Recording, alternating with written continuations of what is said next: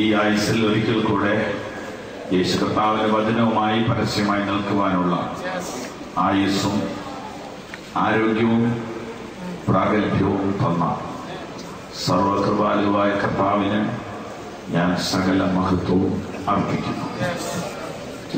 ഈ കൺവെൻഷന്റെ ചുമതല വഹിക്കുന്ന ദൈവ മക്കൾക്കും ദൈവദാസന്മാർക്കും എനിക്കുള്ള നന്ദി ഞാനിവിടെ പ്രകാശിപ്പിച്ചുകൊള്ളുന്നു. ചെറുവക്കൽ കൺവെൻഷന് കഴിഞ്ഞ വർഷം വരുവാൻ സാധിച്ചില്ല. ആ വാർത്ത ദുഃഖത്തോടെ ഞാനിവിടെ വിളിച്ചറിയിച്ചു. അതുപോലെ തന്നെ മറ്റ് ഒരു സ്ഥലത്തേക്ക് അറിയിച്ചപ്പോൾ അവര് വല്ലാതെ ദേഷ്യപ്പെടുകയും വല്ലാതെ പരുക്കൻ സ്വരത്തിൽ സംസാരിക്കുകയും ചെയ്തു. ഇവിടെ ഇത്രയും വലിയ കൺവെൻഷനിൽ എനിക്ക് വയ്യ എന്ന് പറഞ്ഞപ്പോൾ ദൈവദാസൻ പറഞ്ഞു, നിശ്ചയമായിട്ടും റെസ്റ്റ് എടുത്താട്ടെ, ഇവിടെ ദൈവം മറ്റൊരു വഴി തരും എന്ന് പറഞ്ഞു. ദൈവദാസന്മാരെ ശുശ്രൂഷയെ മാത്രം സ്നേഹിക്കുന്നവരുണ്ട്, ദൈവദാസന്മാരെ സ്നേഹിക്കുന്നവരുണ്ട്. നിങ്ങളുടെ പ്രാർത്ഥനയ്ക്കും സ്നേഹത്തിനും പ്രോത്സാഹനത്തിനും നന്ദി. ഇവിടെ ഇന്ന് സന്നിഹിതരായിട്ടുള്ള എല്ലാ സഹോദരി സഹോദരന്മാരെയും കുഞ്ഞുങ്ങളെയും മാതാപിതാക്കളെയും കർത്താവിന്റെ നാമത്തിൽ വന്ദനം ചെയ്യുന്നു. ഈ വേദിയിൽ കർത്തൃ ശുശ്രൂഷകന്മാരുടെ ഒരു നീണ്ട നിരയുണ്ട്. വളരെ സീനിയേഴ്സ് ആയിട്ടുള്ളവരും ഡിസ്ട്രിക്ട് പാസ്റ്റേഴ്സ് ആയിട്ടുള്ളവരും വേദാധ്യാപകന്മാരും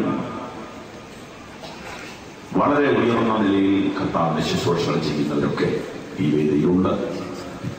എല്ലാവർക്കുമായി ഞാൻ പ്രത്യേകം വന്ദനം പറയുന്നു.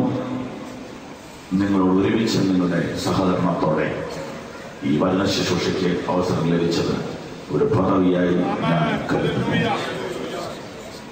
സംസാര നേതൃത്വം കൊടുക്കുന്ന മനോഹരമായ കൊയർ, അവർക്കായിട്ട് സ്തോത്രം. മറ്റ് എന്റെ സഹോദരങ്ങൾ പലരുണ്ട്. എല്ലാവർക്കായിട്ട് ഞാൻ വന്ദനം ചെയ്യുന്നു. ദൈവമേ അനുഗ്രഹിക്കട്ടെ. ദൈവവചന ശുശ്രൂഷയ്ക്ക് വേണ്ടിയുള്ള സമയം നമുക്കതിനു വേണ്ടി ഉപയോഗിക്കാം. യോഹന്നാന്റെ സുവിശേഷം 15:11. എന്റെ സന്തോഷം നിങ്ങളിൽ ഇരിപ്പാനും നിങ്ങളുടെ സന്തോഷം പൂർണ്ണമാകുവാനും ഞാനിത് നിങ്ങളോട് സംസാരിച്ചിരിക്കുന്നു. പ്രാർത്ഥിക്കാം. എല്ലാ കണ്ണുകളും അടച്ച് വചനത്തിനായൊരു നിമിഷം കർത്താവിനോട് പറഞ്ഞാണ്. ഇവിടെ ദൈവദാസന്മാരൊക്കെ പ്രാർത്ഥിച്ചതാണ്. എങ്കിൽ പോലും നമുക്ക് വചനത്തെ ദൈവം അനുഗ്രഹിച്ചു തരുവാൻ പറയാം. കർത്താവിനോട് സംസാരിച്ചിട്ട് പച്ചമേച്ചിൽ ഞങ്ങൾ മെച്ചമായ ആഹാരത്തെ നീ നൽകിയിടണമേ. മെച്ചമായ ആഹാരത്തെ നീ നൽകിയിടണമേ. അന്ധകാരമാമി ലോകയാത്രയിൽ ബന്ധുവായിരുന്നു വഴി കാട്ടിയിടണമേ. ബന്ധുവായിരുന്നു വഴി കാട്ടിയിടണമേ. വേദവാക്യങ്ങൾ ഞങ്ങൾ ആദായമാവാം.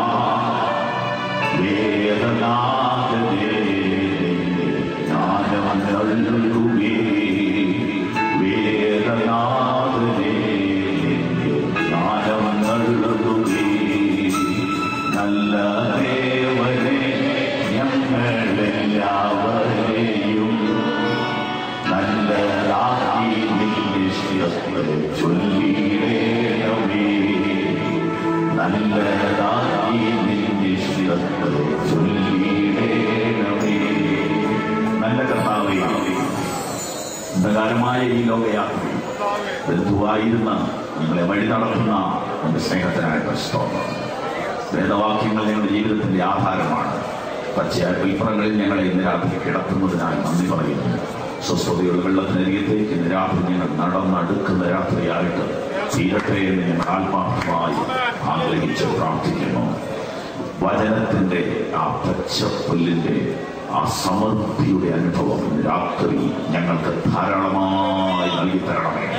അതോടൊപ്പം സ്വസ്ഥമായ ജീവജലത്തിന്റെ അനുഭവവും രാത്രി ഞങ്ങൾക്ക് നൽകണമേ. യേശുവിന്റെ നാമത്തിൽ തന്നെ. വചനം ഒരിക്കൽ കൂടെ വായിക്കാം. എന്റെ സന്തോഷം നിങ്ങളിൽ ഇരിപ്പാനും നിങ്ങളുടെ സന്തോഷം പൂർണ്ണമാകുവാനും ഞാൻ ഇത് നിങ്ങളോട് സംസാരിച്ചിരിക്കുന്നു. ഞാൻ ഇത് സംസാരിച്ചിരിക്കുന്നു. ഏത്? 3 ഉത്തരം പറയാം. 1 ഈ അധ്യായം, 2 ഈ പുസ്തകം, 3 ഈ ബൈബിൾ. ഞാൻ ഇത് നിങ്ങളോട് സംസാരിച്ചിരിക്കുന്നു. ഏത്? യോഹന്നാന്റെ സുവിശേഷം 15-ാം അധ്യായം അല്ല, യോഹന്നാന്റെ സുവിശേഷം അല്ല, ഓൾ ബൈബിൾ. അപ്പൊ ബൈബിൾ എന്തിനാണ്? ഉത്തരം, നമ്മുടെ സന്തോഷം പൂർണ്ണമാകാൻ. സ്വതന്ത്രം ചെയ്യാമോ? നിങ്ങൾക്കിത് മനസ്സിലാക്കണം, നന്നായിട്ട് മനസ്സിലാക്കണം. എന്തിന് ബൈബിൾ എഴുതി? എന്തിന് വചനം തന്നു? എന്തിന് തിരുവെഴുത്ത് നമുക്ക് ലഭിച്ചു? ഉത്തരം, നിങ്ങളുടെ സന്തോഷം പൂർണ്ണമാകാൻ. ഓക്കെ, അടുത്ത നമ്മൾ വചനത്തിലോട്ട് കയറുകയാണ്. വളരെ പ്രാർത്ഥനയോടെ മനസ്സിൽ പ്രാർത്ഥിച്ചുകൊണ്ട് നമ്മുടെ ഉള്ളിൽ പരിശുദ്ധാത്മാവ് വചനത്തെ എഴുതണം. മാനുഷികമായ തത്വശാസ്ത്രങ്ങളല്ല, ഇത് ദൈവത്തിന്റെ വെളിപ്പാടാണ്. അത് പ്രാർത്ഥനയോടുകൂടെ സ്വീകരിക്കുക. ഇവിടെ സന്തോഷത്തെ കുറിച്ച് 2 പ്രസ്താവന കാണാം. 1, എന്റെ സന്തോഷം സമം യേശുവിന്റെ സന്തോഷം. 2, നിങ്ങളുടെ സന്തോഷം സമം മനുഷ്യന്റെ സന്തോഷം. അപ്പോൾ 2 പ്രധാന വിഷയമാണ് ഇന്ന് രാത്രി നാം ചിന്തിക്കാൻ പോകുന്നത്. 1, യേശുവിന്റെ സന്തോഷം. 2, നമ്മുടെ സന്തോഷം. ഇനി ആ വാക്ക് ഞാൻ ഒന്നുകൂടെ പറയാം. എന്റെ സന്തോഷം നിങ്ങളിൽ ഇരിപ്പാനും നിങ്ങളുടെ സന്തോഷം പൂർണ്ണമാകുവാനും ഞാൻ നിങ്ങളോട് സംസാരിച്ചിരിക്കുന്നു. നമുക്ക് ഒരുമിച്ച് ചേർന്ന് പറയാം. എന്റെ സന്തോഷം നിങ്ങളിൽ ഇരിപ്പാനും നിങ്ങളുടെ സന്തോഷം പൂർണ്ണമാകുവാനും ഞാൻ ഇത് നിങ്ങളോട് സംസാരിച്ചിരിക്കുന്നു. നമ്മൾ രാത്രി സന്തോഷത്തെ കുറിച്ച് ചിന്തിക്കാൻ പോവുകയാണ്. അപ്പൊ സന്തോഷത്തോടെ നമുക്ക് ദിവസത്തിൽ ഇരിക്കാൻ സാധിക്കട്ടെ. സന്തോഷത്തെ കുറിച്ച് ചിന്തിക്കുന്നത് കുഴപ്പമുണ്ടോ? ഇല്ല. കാരണം നമ്മുടെ ദൈവം സന്തോഷിക്കുന്നവനുമാണ്, സന്തോഷം ഇഷ്ടവുമാണ്. ചിലർ സന്തോഷിക്കത്തുമില്ല, വേറൊരാൾ സന്തോഷിക്കുന്നത് ഇഷ്ടവുമല്ല. അതെ, ശ്രദ്ധിക്കുക. നമ്മുടെ കർത്താവിന് സന്തോഷം ഇഷ്ടമാണ്. അവൻ സന്തോഷിക്കണം. ഞാൻ ഒന്ന് ലളിതമാക്കാം. ഞാൻ ഒരു മതത്തെയോ മറ്റാരെയോ കുറ്റം പറയത്തില്ല. പക്ഷെ എന്റെ കർത്താവിന്റെ ഗുണം ഞാൻ പറയും. കർത്താവ് പ്രതികരിക്കുന്നവനാണ്. ഒരു കൊച്ച് നമ്മളെ മുഖത്തോട്ട് നോക്കുമ്പോ ഒന്ന് ചിരിച്ചു നോക്കി, ആ കൊച്ചു ചിരിക്കും. ചിലർക്ക് അതിനുപോലുള്ള മനസ്സില്ല. മൃഗങ്ങൾക്കില്ലാത്ത പല ഗുണം മനുഷ്യനുള്ളതിൽ ഒന്നാ ചിരിക്കാൻ കഴിയുമെന്നോ. അപ്പൊ അതില്ലാത്ത ഒരാളാണെന്ന് ചിരിച്ചോളാം.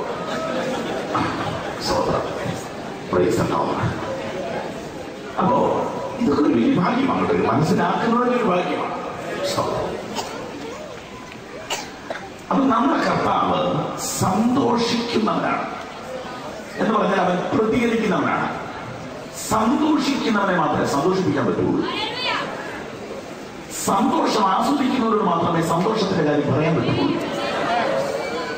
അതെ, നമ്മുടെ കർത്താവ് പ്രതികരിക്കുന്നവനാണ്. അവൻ സന്തോഷിക്കുക മാത്രമല്ല, അവൻ ദുഃഖിക്കുകയും ചെയ്യും. അവൻ കോപിക്കും, അവൻ സഹതപിക്കും. ഇങ്ങനെയൊക്കെ വേറെ പുസ്തകത്തിലുണ്ട്. നമ്മുടെ ബലഹീനതയിൽ സഹതാപം കാണിക്കുന്നവനാണ്. അപ്പൊ അതിന്റെ അർത്ഥം അവൻ അനങ്ങാപ്പാറ നയമല്ല. എന്തോ വിളിച്ചാലും എന്തോ ഒരു ഉറക്ക സൂചിച്ചാലും എന്ത് ചെയ്താലും ആ അനങ്ങാപ്പാറയല്ല നമ്മുടെ കർത്താവ്. അങ്ങനെയാണെങ്കിൽ നാം സന്തോഷിച്ചാൽ അവൻ അതിൽ പ്രതികരിക്കും. നാം സ്തുതിച്ചാൽ അവൻ പ്രതികരിക്കും. നാം കൊടുത്താൽ അവൻ പ്രതികരിക്കും. നാം കരഞ്ഞാലോ അവൻ പ്രതികരിക്കും. മക്കളെക്കാലത്തി മറിയ സെമിത്തേരിയുടെ വാതിൽക്കൽ നിന്ന് കരഞ്ഞു. യേശു പ്രതികരിച്ചു. സ്ത്രീയെ, നീ കരയുന്നത് എന്താ? കരയുന്നത് കണ്ടാൽ അവൻ പ്രതികരിക്കും, അവന് മനസ്സുരുകും. നീ സന്തോഷിക്കുന്നത് കണ്ടാൽ അവൻ സന്തോഷിക്കും. അവൻ ലാസറിന്റെ കല്ലറയ്ക്കലും പൊട്ടിക്കരഞ്ഞെന്ന ദിവസം പറയുന്നത്. അതെ, അവൻ പ്രതികരിക്കുന്നവനാണ്. ഇന്ന് രാത്രി നാം വചനത്തിന് മുമ്പിൽ സന്തോഷിക്കുമ്പോൾ സ്വർഗത്തിൽ എന്ത് നടക്കുകയായിരിക്കും? കർത്താവ് സന്തോഷിക്കുകയായിരിക്കും. ഹല്ലേലൂയ. മറ്റെല്ലാറ്റിനേക്കാളും അധികം വചനത്തിൽ സന്തോഷിക്കുന്ന ഒരുത്തനെ നോക്കി സ്വർഗം ഇന്ന് രാത്രി സന്തോഷിക്കുന്നു. കർത്താവ് സന്തോഷിക്കുന്നവനാണ്. അടുത്ത ചിന്ത, അവൻ സന്തോഷിക്കുന്നവനാണെന്ന് മാത്രമല്ല, നമ്മൾ സന്തോഷിക്കണമെന്ന് അവൻ ആഗ്രഹവുമുണ്ട്. ഒന്നുകൂടെ കൂട്ടി പറയാം, നമ്മുടെ സന്തോഷം പൂർണ്ണമാകണമെന്ന് അവൻ ആഗ്രഹമുണ്ട്. അപ്പോൾ എങ്ങനെ നമ്മുടെ സന്തോഷം പൂർണ്ണമാകാം? ഇതാണ് ഇന്നത്തെ പ്രധാന സന്ദേശം. എങ്ങനെ നമ്മുടെ സന്തോഷം പൂർണ്ണമാക്കാം? ഇതാണ് ഇന്ന് രാത്രി നാം ചിന്തിക്കാൻ പോകുന്നത്. നമുക്ക് വചനത്തിലൂടെ പോകണം. വചനം വിട്ട് അങ്ങോട്ടോ ഇങ്ങോട്ടോ പോകാൻ പാടില്ല.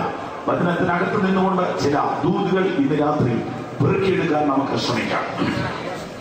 നമ്മുടെ സന്തോഷം പൂർണ്ണമാകാൻ ഒരു 4-5 കാര്യമെങ്കിലും പറയാൻ ഞാൻ ഉദ്ദേശിക്കുന്നു. അതിൽ ഒന്ന് ഇവിടെ തന്നെയുണ്ട്. എന്റെ സന്തോഷം നിങ്ങളിൽ ഇരിക്കുകയാണെങ്കിൽ നിങ്ങളുടെ സന്തോഷം പൂർണ്ണമാവും. എന്റെ സന്തോഷം നിങ്ങളിൽ ഇരിക്കുകയാണെങ്കിൽ നിങ്ങളുടെ സന്തോഷം പൂർണ്ണമാവും. 2, ഇത് എഴുതിയിരിക്കുന്നതിന് വേണ്ടിയാ. അപ്പൊ ദൈവത്തിന്റെ വചനത്തിലേക്ക് നിങ്ങൾ ഇറങ്ങിയാൽ നിങ്ങളുടെ സന്തോഷം പൂർണ്ണമാവും. 3, യഥാർത്ഥ സന്തോഷം എന്താണെന്ന് തിരിച്ചറിഞ്ഞാൽ നിങ്ങളുടെ സന്തോഷം പൂർണ്ണമാവും. 4, ദൈവരാജ്യം ഭക്ഷണവും പാനീയവുമല്ല, നീതി, സമാധാനവും പരിശുദ്ധാത്മാവിൽ സന്തോഷം മാത്രമേ. പരിശുദ്ധാത്മ നിറമാണ് സന്തോഷത്തിന്റെ പൂർണ്ണത. ഇങ്ങനെ നാം ഓരോന്നോരോന്ന് ധ്യാനിക്കാൻ പോവുക. ഒന്നാമത്തെ കാര്യം, യേശുവിന്റെ സന്തോഷം നമ്മളിൽ ഇരുന്നാൽ നമ്മുടെ സന്തോഷം പൂർണ്ണമാവും. എന്താണ് അതിന്റെ അർത്ഥം? അവിടേക്കാണ് പ്രധാന ചിന്ത. യേശുവിന്റെ സന്തോഷം നമ്മളിൽ ഇരിക്കണം. കൊലോസ്യർ വാക്യമുണ്ട്, ക്രിസ്തുവിന്റെ സമാധാനം നിങ്ങളിൽ ഇരിക്കട്ടെ, നിങ്ങളിൽ വാഴട്ടെ. എന്റെ സന്തോഷം നിങ്ങളിൽ ഇരിക്കണം എന്ന് പറഞ്ഞാൽ എന്റെ സന്തോഷം നിങ്ങളുടെ സന്തോഷമാകണം. ഒന്നുകൂടെ പറയാം, എന്റെ സന്തോഷം നിങ്ങളുടെ ലക്ഷ്യമാകണം. എന്റെ സന്തോഷം നിങ്ങളെ കൺട്രോൾ ചെയ്യണം. എന്റെ സന്തോഷം നിങ്ങളെ ചലിപ്പിക്കണം. എന്റെ സന്തോഷമായിരിക്കണം നിങ്ങളുടെ ജീവിത ലക്ഷ്യം. അങ്ങനെ വന്നാൽ നിങ്ങളുടെ സന്തോഷം പൂർണ്ണമാകും. എന്താണ് ഈ പറഞ്ഞു വരുന്നത്? യേശുവിനെ സന്തോഷിപ്പിക്കണമെന്നുള്ള ഒരാഗ്രഹം നിങ്ങൾക്കുണ്ടെങ്കിൽ നിങ്ങളുടെ സന്തോഷം പൂർണ്ണമാവും. വേറൊരു ഭാഷ പറഞ്ഞാൽ, കർത്താവിനെ സന്തോഷിപ്പിക്കണമെന്ന് നിങ്ങളുടെ ഉള്ളിൽ അതിയായ ആഗ്രഹമുണ്ടെങ്കിൽ നിങ്ങളെ സന്തോഷിപ്പിക്കണം എന്നുള്ളത് അവന്റെ ആഗ്രഹമായി മാറും. എത്രയും മനോഹരമാണ്. അപ്പൊ അങ്ങനെയാണെങ്കിൽ കർത്താവിനെ എങ്ങനെ സന്തോഷിപ്പിക്കാം? അതാണ് നമ്മൾ അറിയേണ്ടത്. കർത്താവിനെ എങ്ങനെ സന്തോഷിപ്പിക്കാം? ആരെയും കുറ്റം പറയത്തില്ല. എന്നാൽ ദൈവത്തെ സന്തോഷിപ്പിക്കാൻ അനേക കാര്യങ്ങൾ പലരും ചെയ്യുന്നുണ്ട്. അതിലേതെങ്കിലും കൊണ്ട് ദൈവം സന്തോഷിക്കുമോ എങ്കിൽ നമുക്കത് ചെയ്യാം. മെഴുകുതിരി നല്ലൊരു സാധനമാണ്. അതുകൊണ്ട് ദൈവം സന്തോഷിക്കുമെങ്കിൽ ഞാൻ 1 ലോറി മെഴുകുതിരി രാത്രി കത്തിക്കാം. കാരണം എനിക്ക് കർത്താവ് സന്തോഷിക്കണമെന്ന് ആഗ്രഹമുണ്ട്. അല്ല, പടക്കം ദൈവത്തിന് ഇഷ്ടമാണെങ്കിൽ നമുക്ക് ഒരു ടണ്ണായിക്കോട്ടെ പൊട്ടിക്കാം. ദൈവം സന്തോഷിക്കുമെങ്കിൽ. എന്നാൽ ഇതിനകത്തെ പ്രശ്നം എന്നാണെന്നറിയോ? ഇന്ന് പകലിൽ ദൈവം തമ്പുരാൻ ഈ മുകളിൽ ഒരു ലൈറ്റ് ഇട്ടിട്ടുണ്ടായിരുന്നു, ഒരെണ്ണം. ലോകം മുഴുവനുള്ള മനുഷ്യർ അതിന് വെട്ടം കാരണം ഒറ്റ പലം. അത് സൃഷ്ടിച്ചവനെ നമ്മൾ എങ്ങനെ തിരി കൊടുത്ത് വിളക്ക് കൊടുത്ത് പ്രസാദിപ്പിക്കും?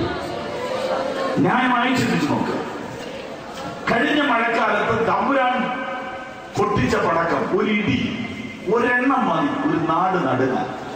ഈ ദൈവത്തെ നമുക്ക് പ്രസാദിപ്പിക്കാൻ ശബ്ദം കൊണ്ട് പറ്റുമോ?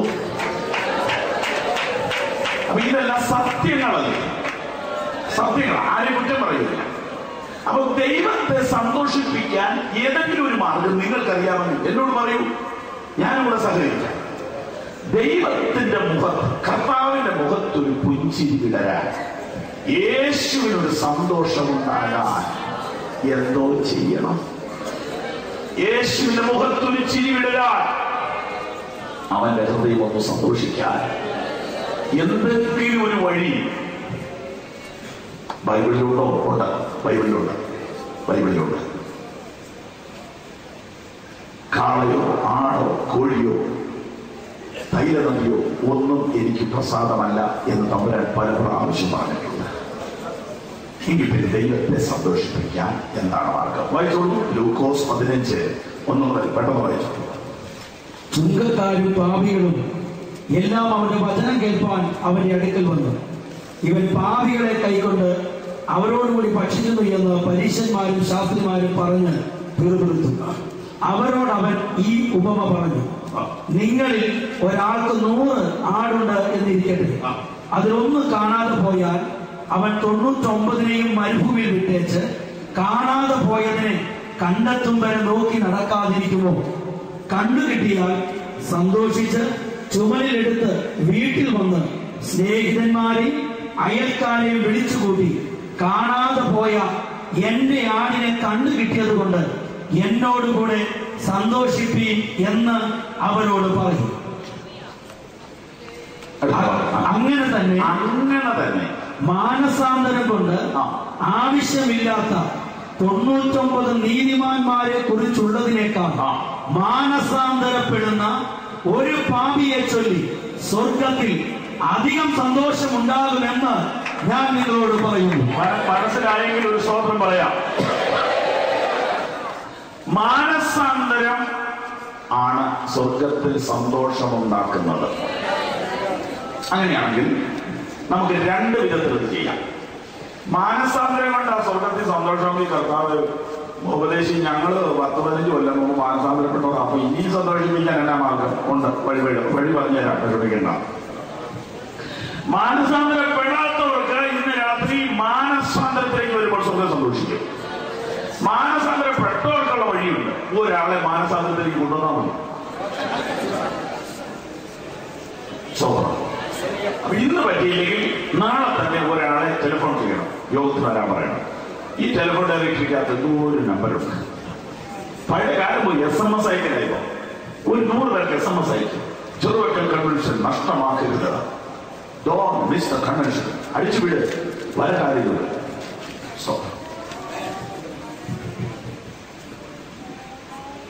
ഒന്നായി മാനസാന്തരപ്പെടുക, അല്ലെങ്കിൽ ഒരാളെ മാനസാന്തരത്തിൽ കൊണ്ടുവരിക. ഈ 2 പരിപാടി ചെയ്താൽ സ്വർഗം സന്തോഷിക്കും. സ്വർഗം സന്തോഷിക്കും. എങ്ങനെയുള്ള സന്തോഷമായിരിക്കും എന്നാണ് പറയുന്നത്? അങ്ങനെ തന്നെ എന്ന് പറഞ്ഞാൽ എങ്ങനെ തന്നെ. ഒരു മനുഷ്യന് 100 ആടുണ്ടായിരുന്നു, 1 കാണാതെ പോയി. അവൻ 99 മരുഭൂമി വിട്ടേച്ച് 1 പുറകെ പോയി. ശ്രദ്ധിച്ചു കേൾക്കുക, അവിടെ വായിക്കുന്ന 99 വിട്ടേച്ച് പോയതാണ്. കളഞ്ഞൊന്നുമില്ല, പക്ഷെ അതിനകത്തൊരു മെസ്സേജ് ഉള്ളതെന്നറിയോ? അതൊരു ബിസിനസ് സ്റ്റെപ്പല്ല, അതൊരു ഇമോഷണൽ സ്റ്റെപ്പാണ്. എന്ന് പറഞ്ഞാൽ ഈ 99-നാണോ മറ്റേനാണോ വില, ഇതൊന്നും കാൽക്കുലേറ്റ് ചെയ്യാൻ നേരെ എടുത്തില്ല. ഈ രാത്രി ഇതിന്റെ പുറകെ പോയാൽ മുതലാവോ ചിന്തിച്ചില്ല. പിന്നെ എന്താ ഇതിന്റെ പുറകില്? ലാഭമല്ല. ആ പോയ ആടിനെ പോലത്തെ 4 എണ്ണത്തിനെ മേടിക്കാനുള്ള ചിലവുണ്ട്. ഇനി ഇത് നന്നാക്കി എടുക്കണം. പകൽ മുഴുവൻ ജോലി ചെയ്ത് ഇനി രാത്രി പോണെങ്കിൽ ഓവർ ടൈം കൊടുക്കണം. അങ്ങനെ പോയി തപ്പിയെടുത്ത് കൊണ്ടുവന്നാൽ കാലിലൊടിഞ്ഞ് അവിടെ ഇവിടെ എല്ലാം പഞ്ചറാം. ഇനിയിപ്പോ ഇതിനെ ചുമന്നുകൊണ്ട് കൊണ്ട് വീട്ടിലെത്തിക്കണം, പിന്നെ മുറിവ് കെട്ടണം, കിടത്തി ചികിത്സിക്കണം, അഡ്മിറ്റ് ചെയ്യണം. ഇതെല്ലാം കൂടെ കണക്ക് കൂട്ടി നോക്കിയാൽ ഇത് കച്ചവടം ലാഭമല്ല. ശ്രദ്ധിച്ചോ, ഈ കച്ചവടം ലാഭമല്ല. ലാഭം നോക്കി ഇത് ചെയ്യാൻ പറ്റില്ല. ഈ ഭൂമിയിലെ ലാഭം നോക്കി ഒരു കൺവെൻഷൻ നടത്താൻ പറ്റില്ല, ഒരു ട്രാക്ക് അടിക്കാൻ പറ്റില്ല, ഒരു ബൈബിൾ കോളേജ് നടത്താൻ പറ്റില്ല, ഒരു സൺഡേ സ്കൂൾ നടത്താൻ പറ്റില്ല, ഒരു പുതിയ വേല ആരംഭിക്കാൻ പറ്റില്ല. സ്തോത്രം. എന്റെ ഒരു സ്നേഹിതൻ വളരെ മനോഹരമായ പുസ്തകം സാധാരണക്കാർ കൊടുക്കുന്നതിനേക്കാൾ വളരെ വില കുറച്ച് കൊടുക്കുന്നു. അപ്പൊ ഞാൻ ചോദിച്ചു, സാറേ ഇതെങ്ങനെ മുതലാകുന്നു? തിരിച്ചെന്നോട് ചോദിച്ചു, കൺവെൻഷൻ എങ്ങനെ മുതലാകുന്നു? ഞാൻ അന്ന് മാനസപ്പെടുത്തി. അപ്പൊ ഇത് മുതലാകുന്നുണ്ടോ നോക്കി ചെയ്യേണ്ട കാര്യമല്ല. എന്ത് ചെലവാക്കാമെന്നാ ചിന്തിക്കുന്നത്, എന്ത് കിട്ടുമെന്നല്ല, എന്ത് കൊടുക്കാമെന്നാ ചിന്തിക്കുന്നത്. ഇടയിലോട് ചോദിക്കുക, ഇത് മുതലാവോ? ഇല്ല. പിന്നെന്താ ഇത് പോണത്? ഉത്തരം, നിങ്ങളുടെ മകനാ കാണാൻ പോയതെങ്കിലോ? നിങ്ങളുടെ മകനാ പോയെങ്കിൽ നിങ്ങൾ അവരുടെ കാശുകളൊക്കെ എടുക്കുമോ? ഇനി ഇപ്പൊ ഇവനെ കൊണ്ടുവന്ന ഇപ്പൊ 12ാം ക്ലാസ് പഠിക്കും, ഇനിയും കൊണ്ടുവന്ന് എഞ്ചിനീയറിംഗ് അഡ്മിഷൻ എടുക്കുന്ന 5 ലക്ഷം, ഫീസ് 10 ലക്ഷം, പുറത്തിറങ്ങി കല്യാണം കഴിക്കുമ്പോൾ സ്ത്രീധനം ഇപ്പൊ പറഞ്ഞാൽ കൂടിപ്പോയി എത്ര കിട്ടും? ഇങ്ങനെ നോക്കിയാണോ കൊച്ചിനെ അന്വേഷിച്ച് പോണത്? ഇത് മുതലാകുമോ നോക്കിയിട്ടല്ല ചെയ്യുന്നത്.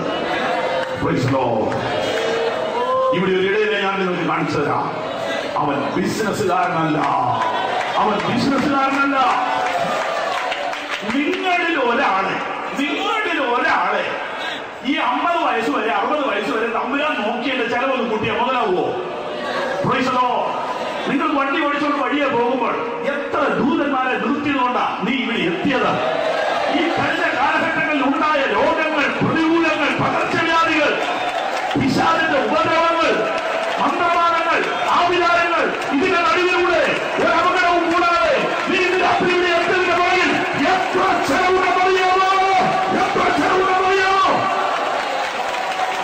Hallelujah, hallelujah, hallelujah. എന്തൊരു പരിപാലനം! ഇതൊരു ഗവൺമെന്റ് ചെയ്താൽ എത്ര ചെലവ് വരും? അവിടെ ദൂതങ്ങളുടെ ഭക്തന്മാരുടെ ചുറ്റും പാവനെ വേദനകളെ വിടുവിക്കുന്നു. ഇത് ഭയങ്കര ചെലവാ, ലാഭം നോക്കിയിട്ടല്ല. സ്വന്തം ആടിന്റെ വിലയേക്കാൾ കൂടുതൽ കാണാതെ പോയതിനെ നന്നാക്കാൻ മുടക്കി. ബിസിനസ് നോക്കിയല്ലേ ചെയ്യുന്നത്, ഇത് സ്നേഹത്തിൽ നിന്നാണ് ചെയ്യുന്നത്. മണ്ണുകൊണ്ട് മനുഷ്യനെ നിർമ്മിച്ചപ്പോൾ ദൈവത്തിന് ചെലവൊന്നുമില്ല. കേടുവന്ന മനുഷ്യനെ നന്നാക്കിയപ്പോൾ ദൈവത്തിന് വലിയ ചെലവ് കൊടുക്കേണ്ടി വന്നു. ആ വില നമുക്ക് കാൽക്കുലേറ്റ് ചെയ്യാവുന്നതല്ല. ഇന്ന് രാത്രി ഞാൻ ദൈവമക്കളോട് ഇടയ്ക്കൊരു ദൂത് പറഞ്ഞോട്ടെ. സുവിശേഷ വേലയ്ക്ക് വേണ്ടി എന്തെങ്കിലും ചെയ്തിട്ടുണ്ടെങ്കിൽ, ചെയ്യാൻ ആഗ്രഹമുണ്ടെങ്കിൽ അതിനകത്ത് ലാഭമെന്ന ചിന്ത പാടില്ല. ദൈവപുത്രൻ നിനക്ക് വേണ്ടി തന്ന രക്തത്തിന്റെ വില ഓർത്ത മാത്രം പ്രവർത്തിച്ചുകൊള്ളുക. ഇതിന്റെ കൂലിയും ഇതിന്റെ പ്രതിഫലവും ഇവിടെ വെച്ചല്ല. ഇടയൻ ആടിന്റെ പുറകെ എങ്ങനെ കണ്ടുപിടിക്കും? ഒരു ടോർച്ച് എടുത്ത് തലയിൽ കെട്ടി ലൈറ്റ് പിടിപ്പിച്ച് പോവുകയാണ്. ഒരു വടിയുമെടുത്ത് വനത്തിലൂടെ നടന്ന് വിളിക്കുമ്പോൾ ഒരു ശബ്ദവുമില്ല. വീണ്ടും പോകും, വീണ്ടും വിളിക്കും. അങ്ങനെ ഒടുവിൽ കണ്ടെത്തും. എങ്ങനെ കണ്ടെത്തും? ആട് വീണ് കിടക്കുന്ന കുഴിയിൽ കിടന്ന് ഒന്ന് കരയും. നിങ്ങൾ പറ, ആ ശബ്ദം കേൾക്കുമ്പോൾ ഇടയിലെ ഹൃദയത്തിൽ എന്തുണ്ടാവും? സന്തോഷം ഉണ്ടാവും, സന്തോഷം ഉണ്ടാവും. ഈ ഇടയനെ സന്തോഷിപ്പിക്കണമെങ്കിൽ ഇന്ന് രാത്രിയിലെ വചനത്തോട് പ്രതികരിക്കുക. ഇന്ന് രാത്രിയിലെ ദൈവവചനത്തോട് പ്രതികരിക്കുക. നിന്നെ അന്വേഷിക്കുന്ന ഇടയന്റെ ശബ്ദത്തോട് പ്രതികരിക്കുക. സ്വന്തം ഉടനെ ആ ശബ്ദം വെച്ച് വീണ്ടും പോയി ഒന്നുകൂടെ വിളിക്കും, ഒന്നുകൂടെ കരയും. ഇടയന്റെ ഹൃദയത്തിൽ ഭയങ്കര സന്തോഷമായി. എത്രയോ വർഷങ്ങൾക്ക് മുമ്പ് നീ ദൈവത്തിന്റെ വചനം കേട്ടൊരു ആമേൻ പറഞ്ഞപ്പോൾ, യേശുവേ ഞാൻ എന്നെ സമർപ്പിക്കുന്നു എന്ന് പറഞ്ഞപ്പോൾ, കർത്താവേ ഞാൻ എന്റെ ജീവിതം നിനക്കായി തരുന്നു എന്ന് പറഞ്ഞപ്പോൾ സ്വർഗത്തിലുണ്ടായ സന്തോഷം എത്രയോ വലുതാണ്. ആ സന്തോഷം സ്വർഗത്തിൽ നിലനിൽക്കണമെങ്കിൽ 1000 പേരോട് സുവിശേഷം പറ, 10,000 പേരോട് സുവിശേഷം പറ, 1,00,000 പേരോട് സുവിശേഷം പറ. സ്വർഗത്തിൽ സന്തോഷം ഉണ്ടാകട്ടെ.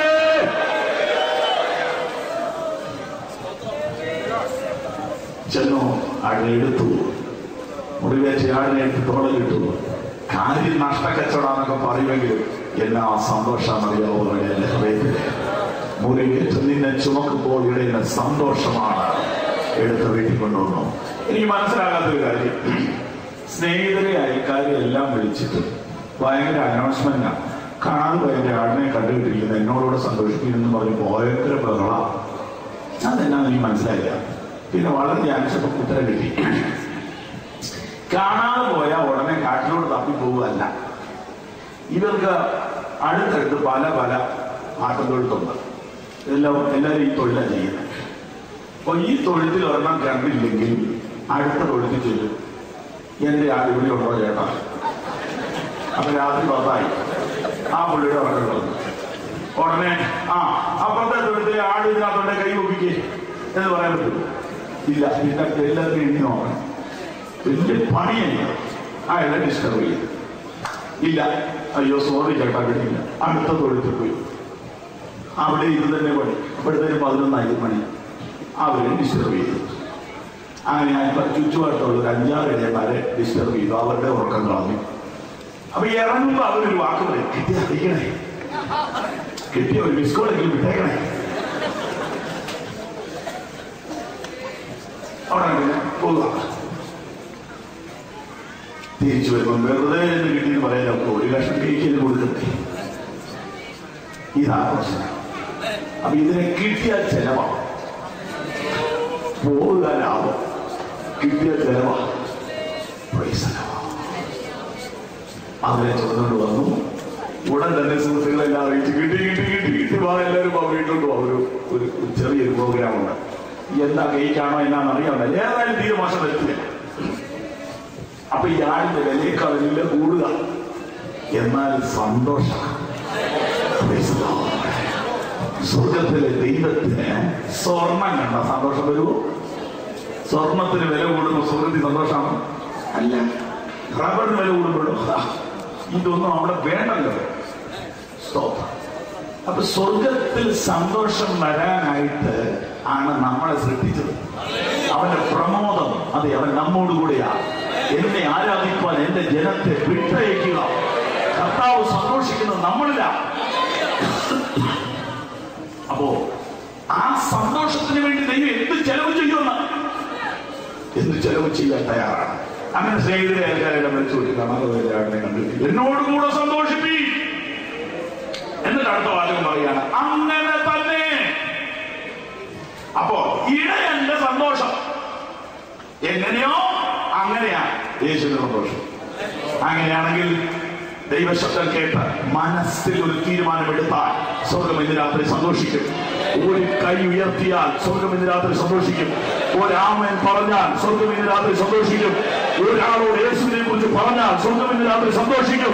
ചെറുവാക്യം കൺവെൻഷനിൽ ഇന്ന് രാത്രി ദൂത് കേട്ടു, യേശുവിനെ സന്തോഷിപ്പിക്കുവാൻ ആഗ്രഹമുണ്ടോ? എന്റെ സന്തോഷം നിങ്ങളിൽ എന്ന് പറഞ്ഞാൽ എന്റെ ജീവിതം കൊണ്ട് എന്റെ കർത്താവ് സന്തോഷിക്കണം. എന്റെ പാട്ടുകൊണ്ട്, എന്റെ പ്രസംഗമുണ്ട്, എന്റെ ശുശ്രൂഷ കൊണ്ട്, എന്റെ വസ്ത്രധാരണം കൊണ്ട്, എന്റെ ജീവിത ശൈലി കൊണ്ട് എന്റെ കർത്താവ് സന്തോഷിക്കണം. ഈ ഒരു ആഗ്രഹം നിങ്ങളുടെ ഉള്ളിലേക്ക് പിതാവ് വരട്ടെ. അത് നിങ്ങളുടെ ഉള്ളിൽ വന്നാൽ നിങ്ങളുടെ സന്തോഷം പൂർണ്ണമാവും. അതെങ്ങനെയായാലും കാര്യം പറയാം. വായിച്ചു മത്തായി 6:33.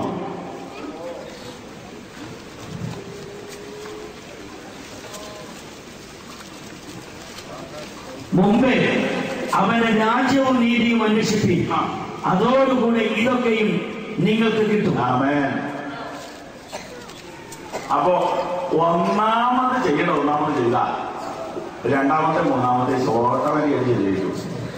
ഇതാ ബൈബിളിന്റെ തത്വം.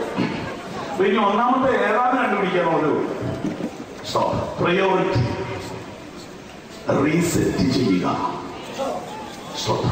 മുൻഗണന അഴിച്ചു പണിയുക. ഏതാണ് മുൻഗണന? യേശുവിന്റെ സന്തോഷം. അതാണോ നിന്റെ മുൻഗണന? എങ്കിൽ നിന്റെ സന്തോഷം അതിന്റെ പുറകെ വരും. അതിന്റെ പുറകെ വരും ഒന്നും ചെയ്യണ്ട. ഞാൻ വിശദീകരിച്ചോട്ടെ. ഈ ദൈവം ഇല്ലാത്ത ആളുകൾ കുറവാണ്. പക്ഷെ ദൈവത്തിന്റെ പൊസിഷനാണ് മാറ്റേണ്ടത്. ദൈവം എല്ലാം കൊണ്ട് ഇപ്പൊ നിരീശ്വരവാദമൊക്കെ അവരുടെ ഭാഷനാണ്. ഇപ്പൊ ചെറുപ്പക്കാർക്ക് പ്രൈസ് ആൻഡ് വർഷിപ്പിനൊക്കെ പോകുന്നുണ്ട്, നല്ല രസമാണ്. ഇപ്പൊ ഡെയിലിയിലൊക്കെ പറഞ്ഞ ചുമ്മാ വീടിനകത്ത് ഇതുപോലെ വരുന്നു. ധ്യാനത്തിനൊക്കെ പോകാൻ വേണ്ടി കേരള പറയും. അപ്പൊ കാലം മാറി വന്നു. അപ്പൊ അങ്ങനെയാണ് വന്നിരിക്കുക കാലം. അപ്പൊ ശ്രദ്ധിച്ചു കേൾക്കുക, ദൈവം എല്ലാവർക്കും ഉണ്ട്.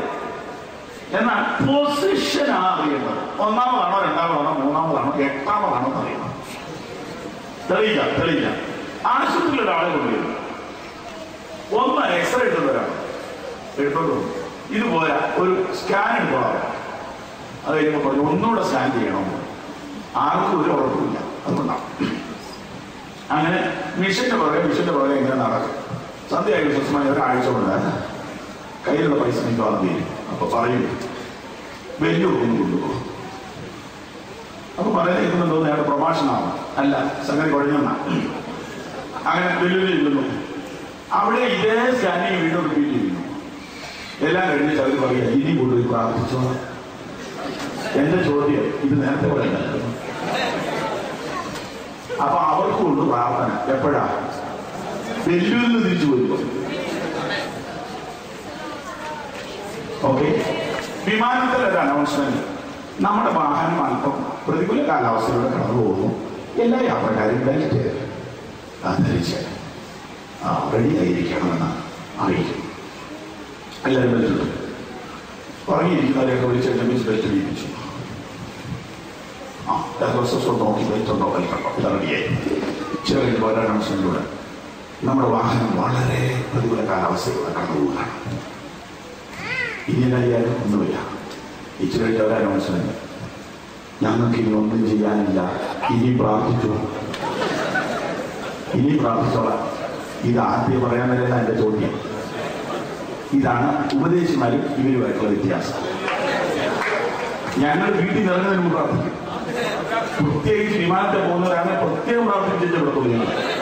കാരണം ഇത് കൈവിട്ട കളിയില്ല.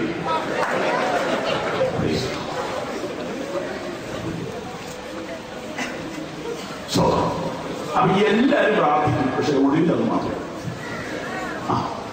ഒടുവിൽ എല്ലാ പരിപാടി തീർന്നു കഴിയുമ്പോൾ പ്രാർത്ഥിക്കും. നമ്മൾ നേരെ തിരിച്ച തുടങ്ങുന്നതിന് മുമ്പ് പ്രാർത്ഥിക്കും. ഈ ആശുപത്രികളൊക്കെ പോകുന്നതിന് മുമ്പ് പ്രാർത്ഥിക്കണം. എത്ര അനുഭവങ്ങൾ പറയാനുള്ളത്. തലയ്ക്ക് വലിയ കുഴപ്പമില്ലാത്ത ഡോക്ടറെ കണ്ടിരിക്കുന്നവർക്ക് മഹാഭാഗ്യമാണ്. 100 തെളിവ് തരാമെന്ന് 100 തെളിവ് തരാം. മദ്യം വിജയിച്ചിരിക്കുന്നവർ, ഭാര്യയൊക്കെ വഴക്കുണ്ടാക്കിയിരിക്കുന്നവരും ഒക്കെ വരുമ്പോൾ നമ്മളോട് ഇതെല്ലാം തീർക്കുന്നു. സുബോധത്തോടെ ഇരിക്കുന്ന ഒരാളെ നമുക്ക് കിട്ടുന്ന മഹാഭാഗ്യം. അപ്പൊ നിങ്ങൾ ആശുപത്രി പോകണമെന്നല്ല പറയും. പോണതിന് മുമ്പ് വലിയ ഡോക്ടറെ കണ്ടെത്തി പോകണമെന്ന്. ഭൂമിയിലുള്ള എല്ലാ സംവിധാനങ്ങളും എല്ലാ മെഷീൻസും എല്ലാ മെഡിസിൻസും തമ്മിൽ സൃഷ്ടിച്ചതല്ലേ. അതുകൊണ്ട് ദൈവത്തോടൊന്ന് പറഞ്ഞേച്ചേ പോകാവുന്ന. എത്ര അബദ്ധങ്ങൾ പറ്റും. അതുകൊണ്ട് ഒടുവിലത്തെ പ്രാർത്ഥന ഒന്ന് നിർത്തിയിട്ട് ആദ്യം പ്രാർത്ഥിക്കാൻ തുടങ്ങണമെന്നായി പറഞ്ഞു വന്നത്. ദൈവം എല്ലാവർക്കും ഉണ്ട്, പക്ഷെ പൊസിഷൻ ഒന്ന് മാറ്റണം. നിന്റെ ദൈവം എവിടെയാ? നിന്റെ ദൈവം എത്രാമതാ? അതായിരിക്കും ഇതിനകത്ത് ചോദിക്കാനുള്ളത്. അതാണ് സന്തോഷത്തിന്റെ രഹസ്യം. ദൈവത്തിന്റെ പൊസിഷൻ ഒന്ന് മാറ്റി. ഇടി വെട്ടുമ്പോ കുരിശ് വരയ്ക്കാത്ത ആളുകൾ വളരെ കുറവാണ്. പക്ഷെ ഈ വെട്ടുന്നതിന് മുമ്പ് വരയ്ക്കണം. അതാ ഭാഗ്യം.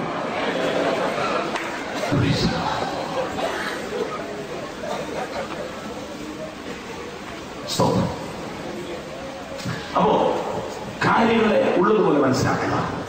എല്ലാം പിൻവെളിയിൽ പോയി കഴിയുമ്പോൾ ദൈവത്തെ വിളിക്കുന്ന വിളിയല്ല യഥാർത്ഥ വിളി. അങ്ങനെ വിളിച്ച കുഴപ്പമൊന്നുമില്ല, പക്ഷെ സന്തോഷപൂർണ്ണമാണ്. ഞാൻ ക്ലിയറില്ല. ഉടനെ നിങ്ങളുടെ മനസ്സിൽ അടുത്ത വാക്കി കിട്ടി.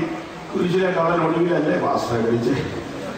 ശരിയാ, കട്ടിച്ച് പാസ്മാർക്ക് കിട്ടിയെന്നല്ലാതെ സന്തോഷം പൂർണ്ണമായോ? എന്റെ പോലെ ഇവിടെ തന്നെ എന്നെ സന്തോഷമെന്നറിയോ കർത്താവിനെ സ്വീകരിച്ച. ഈ ഒടുവിൽ സ്വീകരിക്കാതിരിക്കരുത് കേട്ടോ.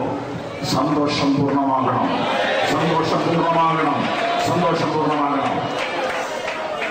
ഒടുവിൽ വിളിച്ചാൽ കേൾക്കുകയൊക്കെ ചെയ്യും. കാരണം ദൈവം നമ്മളെ പോലെ അല്ലല്ലോ. നമ്മളാണ് ചോദിക്കുന്നത് ഇതുവരെ എവിടെയായിരുന്ന കർത്താവാണെന്നും ചെയ്യത്തില്ല. എത്രയോ നല്ല സ്വഭാവം. സ്റ്റോപ്പ്. എന്നാലും ഒടുവിലേക്ക് വെക്കല്ലേ, ഒടുവിലേക്ക് വെക്കരുത് കേട്ടോ, ഒടുവിലേക്ക് വെക്കരുത്. നിന്റെ ദൈവം എവിടെ? നിന്റെ ദൈവം നിനക്ക് എത്രാമത്? ദാവീദ് പറയുന്നത്, ഞാൻ യഹോവയെ എപ്പോഴും എന്റെ മുമ്പിൽ വെച്ചിരിക്കുന്നു, അവൻ എന്റെ വലത്ത ഭാഗത്തോട് ഞാൻ കുലുങ്ങി പോവുകയില്ല. ഹല്ലേലൂയ.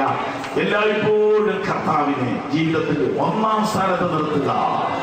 അപ്പോൾ എന്റെ സന്തോഷം നിങ്ങളുടെ മുൻഗണനയായ ഒന്നാം സ്ഥാനത്ത് വന്നാൽ നിങ്ങളുടെ സന്തോഷം കുറവാവും. ഓക്കെ, ഇനി രണ്ടാമത്തെ വഴി പറയാം. രണ്ടാമത്തെ വഴി സമയലാഭിക്കാം. 4-ാം സങ്കീർത്തനം 7-ാം വാക്യം. 4-ാം സങ്കീർത്തനം 7-ാം വാക്യം.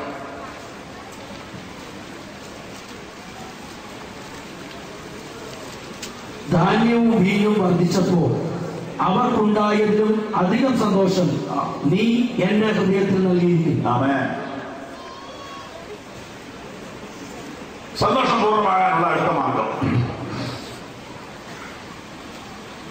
സന്തോഷം എന്ന് പറഞ്ഞാൽ എന്താണെന്ന് തിരിച്ചറിയണം. സന്തോഷം എന്ന് പറഞ്ഞാൽ എന്താണ്? രണ്ടായിട്ട് തിരിക്കാം. ഒന്ന് ഭൗതിക സന്തോഷം, രണ്ട് ആത്മീയ സന്തോഷം. 51:12 വായിച്ച സങ്കീർത്തനം തന്നെ.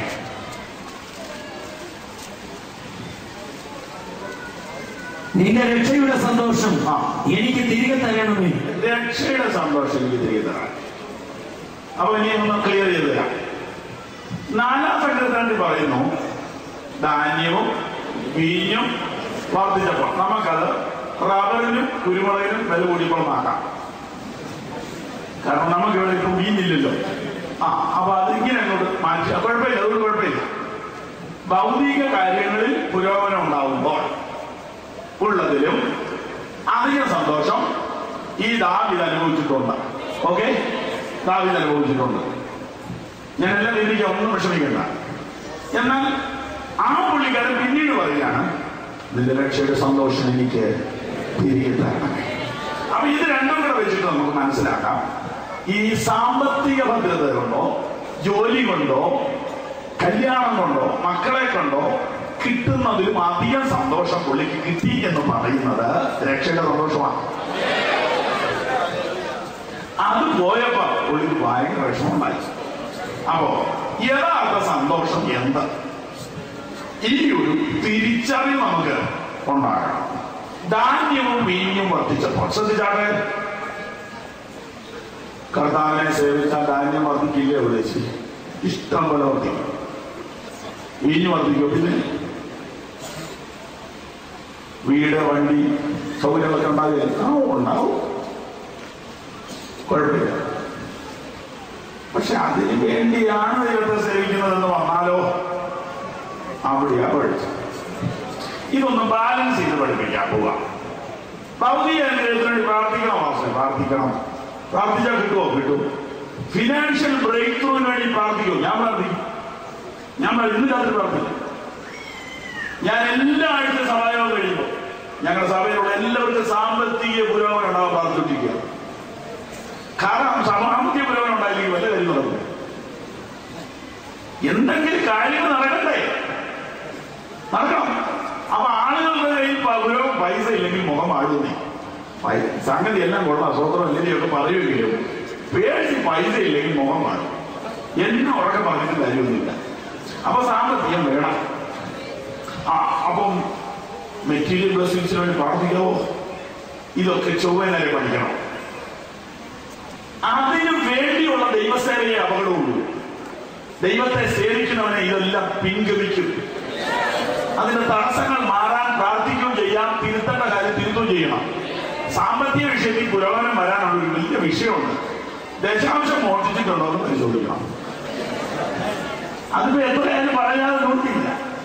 സ്വന്തം ഞാൻ നേരത്തെ ഇരുന്ന സഭയിൽ ഒരു സഹോദരൻ എന്നും കടമാണ്, എന്നും പറയും എനിക്ക് വേണ്ടി പ്രാർത്ഥിക്കണേ, കടമാണേ പ്രാർത്ഥിക്കണേ.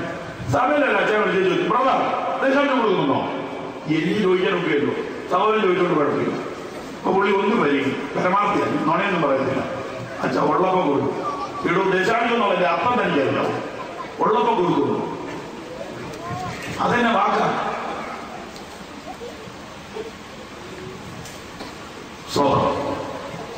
പുള്ളി പറഞ്ഞു നിനക്ക് വേണ്ടി പ്രാർത്ഥിക്കാം, പക്ഷെ ഒരു കാര്യം, രക്ഷിക്കപ്പെട്ട ശേഷം ഇന്നു വരെയുള്ള ദശാംശം എത്രയെന്ന് കൂട്ടണം. അതിപ്പോ മൊത്തം കൊടുക്കാൻ പറ്റിയല്ല, അത് ഗണിതമായിട്ട് കൊടുക്കാമെന്ന് സമ്മതിക്കണം. ഇനിയുള്ളത് കൃത്യമായിട്ട് കൊടുക്കുകയും ചെയ്യണം. ഇതുവരെയുള്ള കുടിശ്ശിക ഗണിതമായിട്ട് അടയ്ക്കുക, ഇനിയുള്ളത് കൃത്യമായിട്ട് കൊടുക്കുക. ഒരു കൊല്ലം കഴിയുമ്പോൾ വകുപ്പ് മാറുന്നത് മാറിയിട്ടോ, സ്ഥിതി മാറി. ഇപ്പൊ കടമേടിയില്ല. അവിടെ സാമ്പത്തിക വിഷയത്തിൽ ബന്ധ മനുഷ്യം പറഞ്ഞെന്നുണ്ടെങ്കിൽ ദശാംശത്തെ കുടിശ്ശികയാണെങ്കിൽ അതൊന്ന് കണക്കെടുത്ത് തീർത്തേക്കണം. ഇനിയിപ്പോ അത് കണക്കൊക്കെ കയറ്റാൻ മടിയാണെങ്കിൽ സ്വന്തമായിട്ട് പദത്തിലിട്ടു, അല്ലെങ്കിൽ പിന്നെ ഇത്ര നാൾ കൊടുത്തില്ലെന്ന് തോന്നുകയില്ല. എങ്ങനെയും അത് കയ്യിൽ നിന്ന് പോട്ടെ, ദൈവവേദിക്കായിട്ട് പോട്ടെ, ദൈവരാജ്യത്തിന് വേണ്ടി കൂടെ സാമ്പത്തികം ഉണ്ടാവും. അപ്പോ ഭൗതിക വിഷയത്തിൽ നമുക്ക് ഉയർച്ച ഉണ്ടാവണം, ഉണ്ടായേ പറ്റും. അപ്പൊ ഭൗതിക സന്തോഷം തന്നെ. ഒരു കുഞ്ഞുണ്ടാവുമ്പോൾ സന്തോഷം, പക്ഷെ ആ കുഞ്ഞിന് വയറ്റുവേദന വരുമ്പോൾ സങ്കടം. കല്യാണം കഴിയുമ്പോൾ സന്തോഷം, കുറച്ച് ദിവസം കഴിഞ്ഞ് എന്തെങ്കിലും ഒരു അസുഖം ഒരാൾക്ക് വരുമ്പോൾ സങ്കടം. ഒരു വണ്ടി മേടിച്ചാൽ ആദ്യത്തെ 1-2 ദിവസം ടയറും കൂടെ കഴിയിച്ച് കിടക്കത്തുള്ളൂ. ഒരു 6 മാസം കഴിഞ്ഞ് എന്നാൽ റോഡും വണ്ടിയാകും ഒരുപോലെ ഇരിക്കും. ഇതെല്ലാം ആരംഭത്തിലുള്ള ഈ സന്തോഷം ഇതല്ല. ഒരു ഷർട്ട് ചെന്ന് കടയിൽ നിന്ന് മേടിക്കുമ്പോൾ സന്തോഷം, ഒന്നിട്ട് കഴിഞ്ഞാൽ പിന്നെ ഇത് വേണ്ടതാക്കും. സെക്കൻഡ് ഹാൻഡ് പകുതി വരെ കിട്ടത്തില്ല, 4 കിട്ടത്തില്ല. അപ്പൊ ഭൂമിയിലെ സന്തോഷം ഇത്ര ഉള്ളതായി പറഞ്ഞു വരുന്നത്. ഭൂമിയിലെ സന്തോഷം ഇത്രേ ഉള്ളൂ. ഭൗതിക സന്തോഷം ഒന്ന് തിരിച്ചറിയണം കേട്ടോ, പ്ലീസ് തിരിച്ചറിയണം. ലോകം തരുന്ന സന്തോഷം നൈമിഷികമാണ്, വെള്ളത്തിലെ കുമിള പോലെയാണ്. വെള്ളത്തിലെ കുമിള പോലെയാണ്. തിരിച്ചറിയണം സുഹൃത്തുക്കളെ, തിരിച്ചറിയണം. വെള്ളത്തിൽ കുമിള പോലെ മിന്നി വിളങ്ങിയിടുന്ന എളിയ സുഖങ്ങൾ എന്നെ മാടി വിളിച്ച സുന്ദരന മനോഹര നിന്നെ പിരിഞ്ഞ് ഞാൻ വെല്ലെന്ന പാട്ട് എന്ന് പറഞ്ഞാൽ, ഈ ലോകത്തിലെ എല്ലാറ്റിലും വലുതായിട്ട് യേശുവിനെ കാണാവോ? സോദരം, ഈ ലോകത്തിലെ എല്ലാറ്റിലും വലുതായിട്ട് യേശുവിനെ കാണാവോ? എന്നാൽ നിന്റെ സന്തോഷം പൂർണ്ണമാകും. ഈ ലോകത്തിലെ മുഴുവൻ സന്തോഷം ഒരു ദിവസം പോകും. ഈ ലോകത്തിലെ സന്തോഷം ഒരു ദിവസം തന്നെ വിട്ടുപോകും. എന്നാൽ കർത്താവിനുള്ള സന്തോഷം നിലനിൽക്കും. സ്വന്തം കർത്താവിനുള്ള സന്തോഷം. അപ്പൊ ധാന്യവും വീഞ്ഞും വർദ്ധിച്ചപ്പോൾ അവർക്കുണ്ടായതിലും അധിക സന്തോഷം. ഭൗതികതയേക്കാൾ വലിയൊരു സന്തോഷം ആത്മീയതയിലുണ്ട്. അത് തിരിച്ചറിഞ്ഞിട്ടുണ്ടോ? അത് തിരിച്ചറിയണം. അത് തിരിച്ചറിഞ്ഞാൽ സന്തോഷം പൂർണ്ണമാകും. അത് തിരിച്ചറിയുന്നില്ലെങ്കിൽ സന്തോഷം പൂർണ്ണമാകില്ല. അത് തിരിച്ചറിയണം. ലൂക്കോസ് 10:20 ഇങ്ങനെ വായിക്കുന്നു, ഭൂതങ്ങൾ നിങ്ങൾക്ക് കീഴടങ്ങുന്നതിലല്ല, നിങ്ങളുടെ പേര് സ്വർഗത്തിൽ എഴുതിയത്രേ സന്തോഷിക്കുകയും സ്തോത്രം. സ്വർഗത്തിൽ പേരെഴുതിയതിൽ സന്തോഷിക്കുക. സ്തോത്രം. ഫിലിപ്പിയ ലേഖനം ഒരു ലേഖനമുണ്ട്, ജയിലിൽ കിടന്നുകൊണ്ട് എഴുതിയതാണ്. അപ്പോസ്തലൻ ജയിലിൽ കിടന്നുകൊണ്ട് എഴുതിയതാണ്. അതിനകത്ത് 15 പ്രാവശ്യം പറഞ്ഞിരിക്കുന്നു സന്തോഷിപ്പീ എന്ന് ഞാൻ പിന്നെ നിങ്ങളോട് പറയുന്നു, സന്തോഷിപ്പീ. അങ്ങനെയാണെങ്കിൽ പൗലോസേ എന്തോ കണ്ടിട്ടാ താനീ സന്തോഷിക്കുന്നേ? ജയിലിൽ കിടന്നിട്ടോ? ഫുഡ് എങ്ങനെയുണ്ട്? ഗുണമില്ല. ക്ലൈമറ്റ് എങ്ങനെയുണ്ട്? ഗുണമില്ല. എയർ കണ്ടീഷൻ എങ്ങനെയുണ്ട്? ആ സാധനം ഇല്ലല്ലോ. പിന്നെ എങ്ങനെ നിങ്ങൾ സന്തോഷിക്കും? കർത്താവിൽ.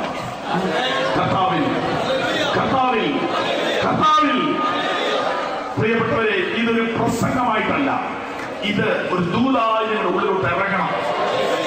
ഇന്ന് രാത്രി നമ്മുടെ മനോഭാവത്തിന് മാറ്റം വരണം. ലോകത്തിലുള്ള എല്ലാറ്റിലും അധികം കർത്താവിൽ സന്തോഷിക്കാൻ കഴിയണം. ലോകത്തിലുള്ള എല്ലാറ്റിലും അധികമായി യേശുവിൽ സന്തോഷിക്കാൻ കഴിയണം. അപ്പോൾ നിങ്ങളുടെ സന്തോഷം പൂർണ്ണമാകും. കർത്താവിൽ സന്തോഷിക്കുക. ഇത് വളരെ ശ്രേഷ്ഠമായ അനുഭവമാണ്. ഹബക്കൂക്കിന്റെ പുസ്തകം എടുക്കുക. വളരെ പ്രധാനപ്പെട്ട ഒരു വാക്യമുണ്ട്, ഗ്രഹിക്കേണ്ടതാണ്. 3:17. അത്തിവൃക്ഷം തളിർക്കയില്ല, മുന്തിരിവള്ളിയിൽ അനുഭവം ഉണ്ടാകുകയില്ല, ഒരു മരത്തിന്റെ പ്രയത്നം നിഷ്ഫലമായി പോകും, നിലങ്ങൾ ആഹാരം വിളയിക്കയില്ല, ആട്ടിൻകൂട്ടം തൊഴുത്തിൽ നിന്ന് നശിച്ചു പോകും, ഗോശാലകളിൽ കന്നുകാലി ഉണ്ടായിരിക്കയില്ല. എങ്കിലും ഞാൻ യഹോവയിൽ ആനന്ദിക്കും, എന്റെ രക്ഷയുടെ ദൈവത്തിൽ ഘോഷിച്ചുല്ലസിക്കും. സ്തോത്രം ചെയ്യാം. അപ്പൊ ഒരാൾ എന്നോട് ചോദിച്ചു, പാസ്റ്ററെ, അപ്പം വിശ്വാസി വന്നാൽ ഉടനെ അത്തിവൃക്ഷം നശിച്ചു പോകുമല്ലേ, മുന്തിരി വള്ളി ഉണങ്ങി പോകും, അന്നേരം ഇടപാട് തീരും എന്നാണോ ഈ പറഞ്ഞോട് വരുന്നത്? അത് പോവർട്ടി ഗോസ്പൽ, മറ്റേതോ പ്രോസ്പെരിറ്റി. ഇത് രണ്ടും അപകടമാണ്. രണ്ടിന്റെ ഇടയ്ക്കൂടെ പോണം.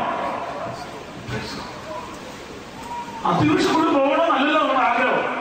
അതിവൃക്ഷത്തിന് രണ്ടു കാര്യങ്ങൾ ഉണ്ടാകാനാണ് പ്രാർത്ഥിക്കുന്നത്. ഒന്നുകൂടെ വായിച്ചു. അത്തിവൃക്ഷം തളിർക്കയില്ല, മുന്തിരിവള്ളിയിൽ അനുഭവം ഉണ്ടാകുകയില്ല, ഒലിവു മരത്തിന്റെ പ്രയത്നം നിഷ്ഫലമായി പോകും, നിലങ്ങൾ ആഹാരം വിളയിക്കയില്ല, ആട്ടിൻകൂട്ടം തൊഴുത്തിൽ നിന്ന് നശിച്ചു പോകും. അതോടുകൂടെ യോഗത്തിൽ പോക്ക് നിർത്തുകയും ചെയ്യും.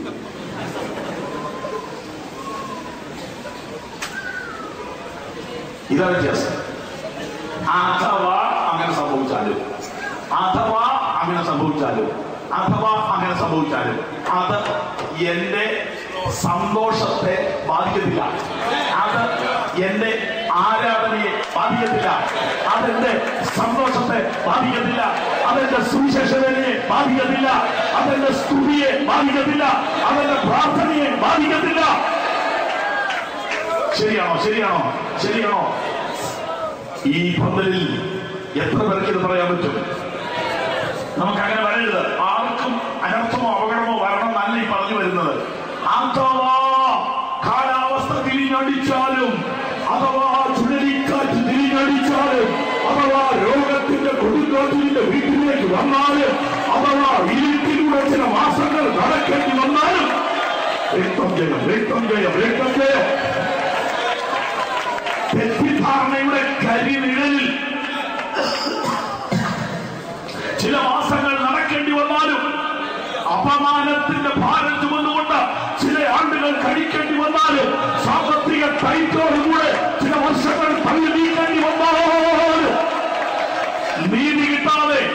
നീതി കിട്ടാതെ ചില കാലങ്ങളിൽ നീ വിഷമിക്കേണ്ടി വന്നാലും, നിന്റെ ന്യായം ആരും അംഗീകരിക്കാതെ വന്നാലും, നിനക്ക് കിട്ടുന്ന അംഗീകാരം കിട്ടാതെ പോയാലും, നിനക്ക് ലഭിക്കേണ്ട മാന്യത ലഭിക്കാതെ പോയാലും,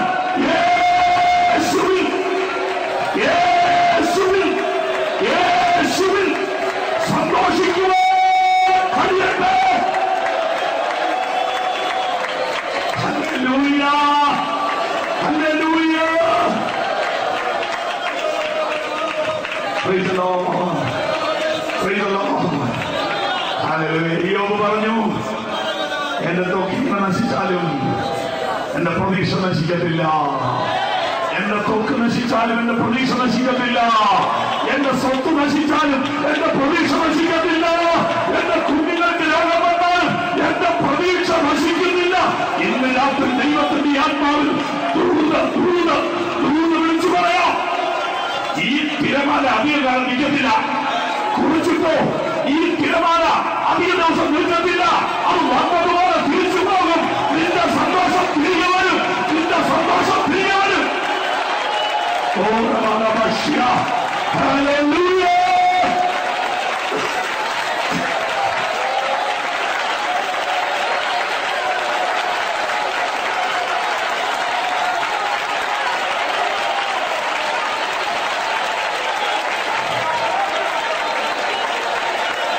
Oh Jesus. Hallelujah. Hallelujah. Hallelujah. Hallelujah. 2001 ഞങ്ങളുടെ അപകടം കഴിഞ്ഞപ്പോ പിശാച് പറഞ്ഞു, ഇനി നീ പ്രസംഗിക്കില്ല, ഇനി നീ ബൈബിൾ വായിക്കത്തില്ല, ഇനി നീ ഡ്രൈവ് ചെയ്യത്തില്ല. ഡ്രൈവ് ചെയ്യണമെന്ന് എന്റെ മനസ്സ് പറഞ്ഞാൽ വിമാനം ഒഴിച്ച് എല്ലാ വണ്ടി ഓടിക്കും ഇപ്പോഴും. നിങ്ങൾക്കുള്ളതിന്റെ നേരെ പകുതി കാഴ്ച കൊണ്ടിരിക്കും. എന്റെ സന്തോഷം പോയില്ല, എന്റെ സന്തോഷം പോയില്ല. എന്നോട് കൂടുതൽ ചെയ്തത് രണ്ട് കണ്ണും കൊണ്ട് നോക്കിയപ്പോ കാണാത്ത പല മർമ്മങ്ങൾ ഇപ്പൊ കാണുക. പിശാച് ലജ്ജിച്ചുപോയി, പിശാച് ലജ്ജിച്ചുപോയി. നിന്റെ സന്തോഷം കളയരുത്, നിന്റെ സന്തോഷം കളയരുത്. ഇന്ന് രാത്രി കർത്താവിന്റെ മുഖത്തേക്ക് നോക്കി സന്തോഷിക്കാൻ തുടങ്ങിക്കോ.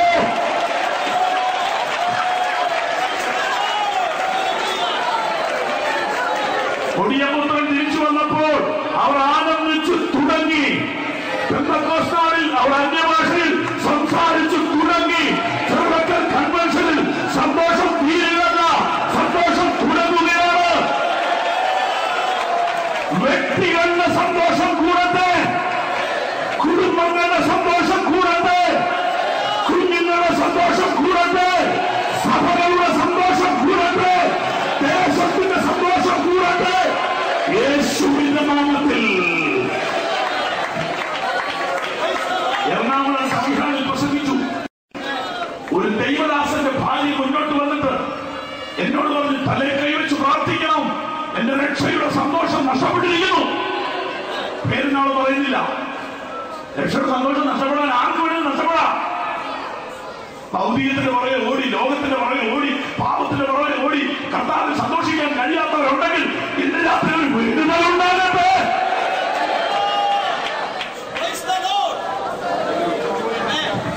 ഞാൻ ഈ ശുശ്രൂഷയെ ശ്രദ്ധിച്ചിട്ടുണ്ട്.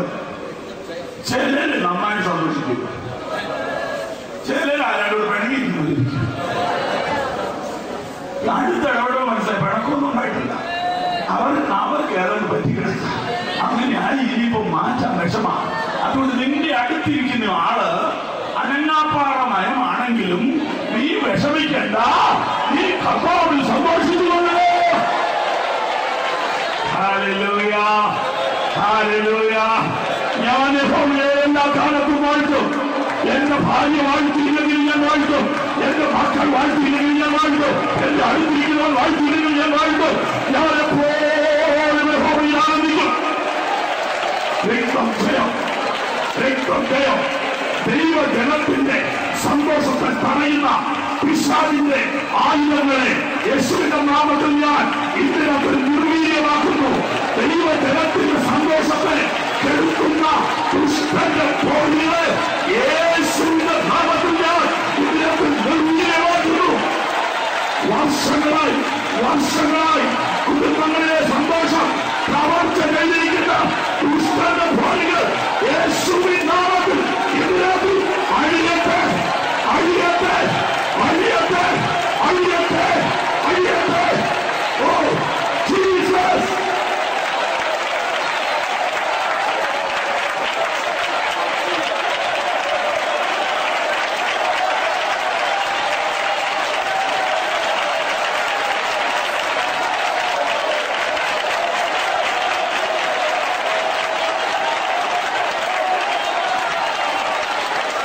Hallelujah. Hallelujah. Hallelujah. Hallelujah. ഞങ്ങളുടെ ആഗ്രഹം ദൈവത്തിന്റെ ആഗ്രഹവും കുറെ പേര് സന്തോഷിക്കാനല്ല. എല്ലാവരും ഒരറ്റം മുതൽ മറ്റേറ്റം വരെ റോഡിലൂടെ പോകുന്നവരിലേക്ക് സന്തോഷത്തിന്റെ ഒരു കവിഞ്ഞൊഴുക്ക് ഇതിനകത്ത് ഉണ്ടാകുമെന്ന് ഞാൻ വിശ്വസിക്കുന്നു, ഞാനത് പ്രതീക്ഷിക്കുന്നു. നിന്നെ കെട്ടിയിട്ടത് എന്റെ ദൈവമല്ല, ചെറുത്താന. അവന്റെ കെട്ടിൽ രാത്രി അഴിക്കുകയോ.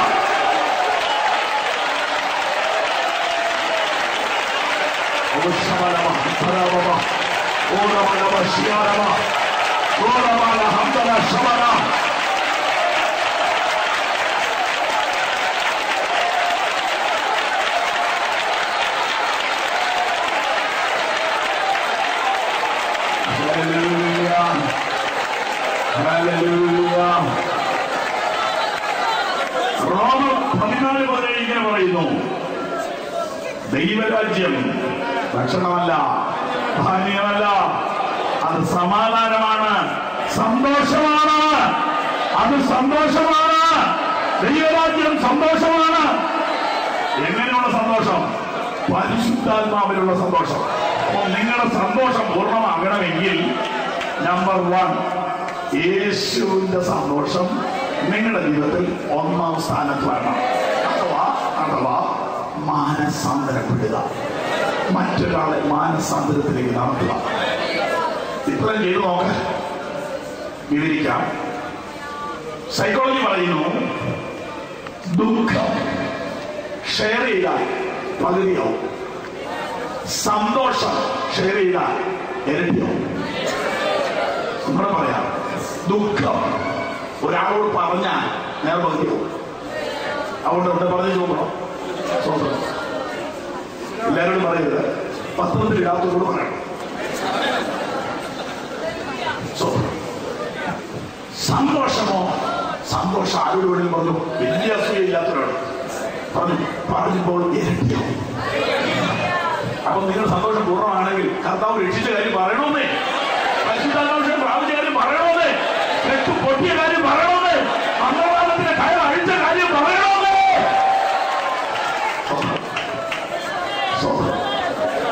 അങ്ങനെ മാനസാന്തരപ്പെടുക, മറ്റൊരാളോട് സാക്ഷ്യം പറയും.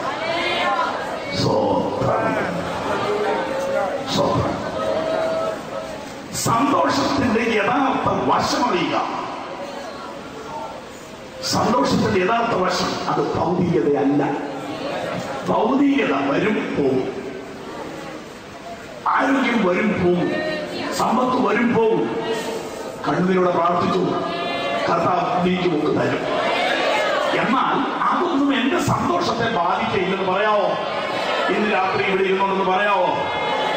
ഈ ലോകത്തിലെ ഒന്നിനും എന്റെ സന്തോഷത്തെ കെടുത്താൻ പറ്റില്ല. ഒന്ന് പറയാമോ? നിങ്ങൾ തന്നെ ഒന്ന് പറയാമോ? എന്നാൽ വ്യത്യാസത്തോടെ മടങ്ങിപ്പോകും. ചേഞ്ച് ഉണ്ടാകും. എന്റെ സന്തോഷത്തെ തകർക്കുവാൻ ഈ ലോകത്തിൽ ഒരു ശക്തിക്കും കഴിയില്ല.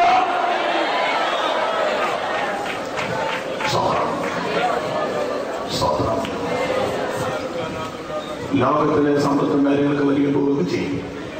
അതിനെ കുറിച്ചൊന്നും വിഷമിക്കണ്ട. കർത്താവിൽ സന്തോഷിക്കുവാൻ തുടങ്ങണം. ദൈവത്തിന്റെ വചനത്തിൽ സന്തോഷിക്കുന്നതിനെ കുറിച്ച് ബൈബിളിൽ വായിച്ചിട്ടുണ്ടോ?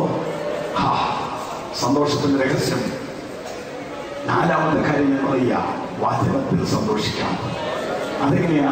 അയ്യോ, യഹോവയുടെ ന്യായപ്രമാണത്തിൽ സന്തോഷിച്ച് അവന്റെ ന്യായപ്രമാണത്തെ രാപ്പകൽ ധ്യാനിക്കുന്നവൻ ഭാഗ്യവാൻ. വചനത്തിൽ സന്തോഷിക്കണം. സങ്കീർത്തനം 19 ദൈവത്തിന്റെ വചനത്തെ കുറിച്ച് തന്നെ എഴുതിയിരിക്കുക. 119 മുഴുവനെ കുറിച്ച് എഴുതിയിരിക്കുക. വചനത്തിൽ സന്തോഷിക്കുക. ഇന്ന് രാത്രി നാം സന്തോഷിക്കണമെന്ന് യേശു ആഗ്രഹിക്കുന്നു. അതെ, നിങ്ങൾ സന്തോഷിക്കണമെന്ന് യേശു ആഗ്രഹിക്കുന്നു. എന്നാൽ നീ സന്തോഷിക്കരുതെന്ന് ഒരാൾ ആഗ്രഹിക്കുന്നുണ്ട്. അവന്റെ പേര് പിശാച്. അവനെ കുറിച്ച് ബൈബിളിൽ വായിക്കുന്നത്, മോഷ്ടിപ്പാനും അറുപ്പാനും മുടിപ്പാനുമാണ് കഴിയുന്നത്. നമ്മുടെ കുടുംബത്തിലെ സന്തോഷം മോഷ്ടിക്കാൻ, അറുക്കാൻ, മുടിക്കാൻ, അനർത്ഥമുണ്ടാക്കാൻ, കൊലപാതകം ചെയ്യാൻ, നശിപ്പിക്കാൻ, ഉപദ്രവിക്കാൻ, ഇല്ലായ്മ ചെയ്യാനാണ് പിശാച് വന്നത്. എന്നാൽ നീ സന്തോഷിക്കണം എന്ന് കർത്താവ് ആഗ്രഹിക്കുന്നു. സഹോദരി സഹോദരന്മാരെ, വളരെ ആത്മാർത്ഥതയോടെ പറയാം, നാം സന്തോഷിക്കണം എന്ന് ദൈവം ആഗ്രഹിക്കുന്നു. നമ്മുടെ സന്തോഷം ലോകത്തിൽ ആർക്കും എടുക്കാൻ പറ്റുന്നില്ല. യോഹന്നാൻ 16 ഇങ്ങനെ വായിക്കുന്നു. 16ന്റെ 15 മുതൽ വായിച്ചു വരുമ്പോൾ, നിങ്ങളുടെ സന്തോഷം ആരും നിങ്ങളിൽ നിന്ന് എടുക്കുകയില്ല. അപ്പൊ ഇങ്ങനെ നമുക്ക് മനസ്സിലാക്കാം, ലോകത്തിന് തരാനോ എടുക്കാനോ കഴിയാത്ത സന്തോഷമാണ് യേശു തരുന്നത്. ഇന്ന് രാത്രി ആ സന്തോഷത്തിന്റെ കവിഞ്ഞൊഴുകുന്ന ഒരു അനുഭവത്തിലേക്ക് പോകുവാൻ നിങ്ങളെ ഒന്ന് സമർപ്പിക്കാമോ?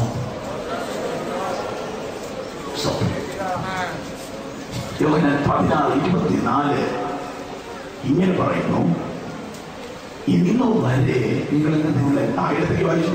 ഇന്നു വരെ നിങ്ങൾ എന്റെ നാമത്തിൽ ഒന്നും അപേക്ഷിച്ചിട്ടില്ല. അപേക്ഷിപ്പീൻ, എന്നാൽ നിങ്ങളുടെ സന്തോഷം പൂർണ്ണമാകുമെന്നും നിങ്ങൾക്ക് ലഭിക്കും. അപ്പോൾ സന്തോഷപൂർണ്ണമാകാനുള്ള അടുത്ത മാർഗം പ്രാർത്ഥന. സന്തോഷം പൂർണ്ണമാകാനുള്ള അടുത്ത മാർഗം പ്രാർത്ഥന. പ്രാർത്ഥനയാൽ സന്തോഷം കിട്ടുമോ? പ്രാർത്ഥിച്ചിട്ടുള്ളവരല്ലേ അറിയുള്ളൂ. കൺവെൻഷൻ അനുഗ്രഹത്തിൽ പ്രാർത്ഥിക്കുമ്പോഴല്ല, മൈക്കിലൂടെ പ്രാർത്ഥിക്കുമ്പോഴല്ല, പ്രാർത്ഥനയിൽ സമയമെടുക്കുന്നവർക്ക്. അതെങ്ങനെയാണെന്ന് വിവരിക്കട്ടെ.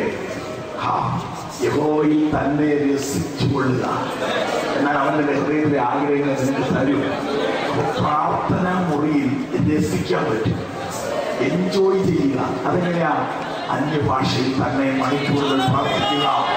അവിടെ വലിയ പവർ ഇറങ്ങി വരും, അവിടെ ഭയങ്കര പ്രസൻസ് ഇറങ്ങി വരും. അങ്ങനെ നിങ്ങളുടെ സന്തോഷം പൂർണ്ണമാകും. അങ്ങനെ നിങ്ങളുടെ സന്തോഷം പൂർണ്ണമാകും. സന്തോഷപൂർണ്ണമാകും. 16-ാം സങ്കീർത്തനത്തിന്റെ ഒടുവിലത്തെ വാക്യം വളരെ മനോഹരമാണ്. നിന്റെ സന്നിധിയിൽ സന്തോഷ പരിപൂർണതയും വലത്തുഭാഗത്ത് നിന്നും പ്രമോദനവും വായിച്ചു കിട്ടി.